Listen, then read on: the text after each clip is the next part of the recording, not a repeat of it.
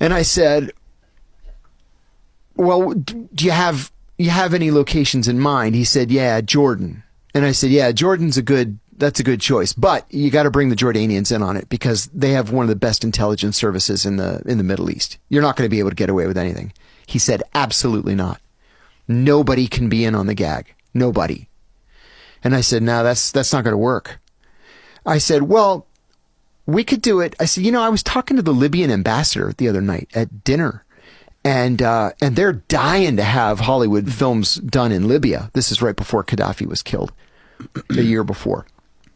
And he said, no, won't do that. He said, as a Jew, I just can't go to Libya. I'd be too afraid.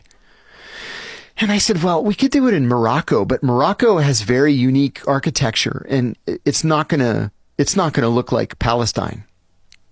And he said, well, I think we should just do it in Jordan, but not tell the Jordanians. And I said, no, I have an idea. I said, let's do it. Let's do it in Syria. I said, I know the Syrian ambassador. And I can call the Syrian ambassador and try and get it all, online. And he said, no, I'm going to go to Newport Beach tomorrow. And there's a Syrian consulate in Newport Beach. And I said, no, this is what you're paying me for. So let me call the Syrian ambassador. The next day, 11 o'clock at night, my wife and I are in bed and we're reading. And the phone rings. And I look at the phone and it says, Sacha Baron Cohen. And I show my wife, look at this. It's like 11:30 at night. So I said, hello, Sacha. And he goes, mate, he has a very thick British accent. He goes, mate, I think I fucked up, mate. And I said, oh, don't tell me you went to that Syrian consulate in Newport Beach.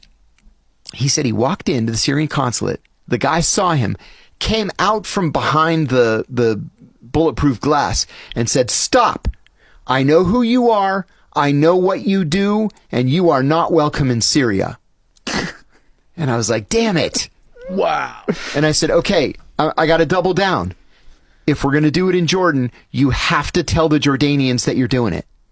And he said, absolutely not. I said, Sacha, if we have bona fide terrorists flying in from Damascus on the same day to go to your hotel room, they're going to be on you like white on rice.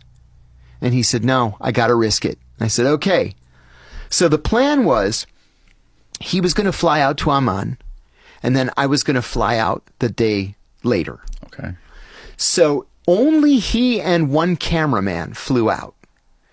And he told me later, when I arrived, that when he landed, they got off the plane and they go through customs and immigration, and there's a guy standing there with a sign that says Sacha Baron Cohen.